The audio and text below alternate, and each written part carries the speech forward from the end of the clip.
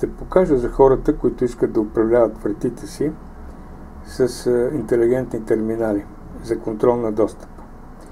Интелигентният терминал за разпознаване на лица, за отваряне на врата с лицево разпознаване, с чип, с парола или с пръстов отпечатък. Това е най-висок клас устройства за контрол на достъп. Отключването става чрез приложението TTL-Look или лицево разпознаване или с пръстов отпечатък, с парола или с карта. Определението на приложението, паролата се генерират от приложението и могат да бъдат зададени като ограничени по време. Съхранение на дати в облачната услуга потребителят може да бъде добавен или изтрит дистанционно. Записите за посещаемост могат да се проверяват дистанционно. Историята може да се проверява дистанционно.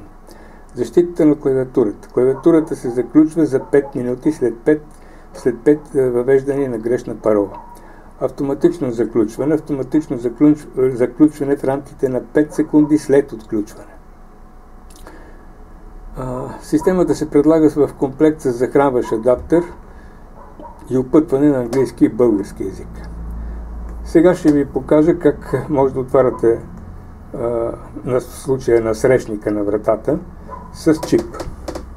Взимаме единия чип и го поднасяме и вратата се отваря. Ето го, чипа на срещника е задействан в рамките на тези 5 секунди. Взимаме другия чип и пробваме с него. Вратата пак се отваря. Другия вариант е с код. Кода е генериран чрез приложението. Първо прокарваме пръст, за да светнат всичките неща и започваме да избираме кода.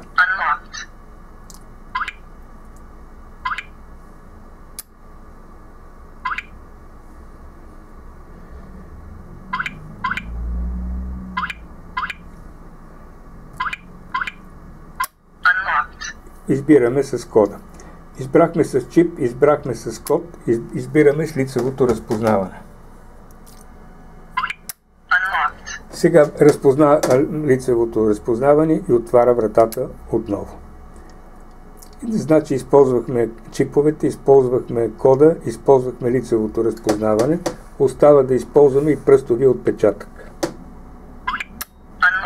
Вратата се отваря и с пръстовия отпечатък. Това е интелигентният терминал за отваряне на врата чрез 4 варианта с чип, с парола, с пръстов отпечатък и с лицево разпознаване.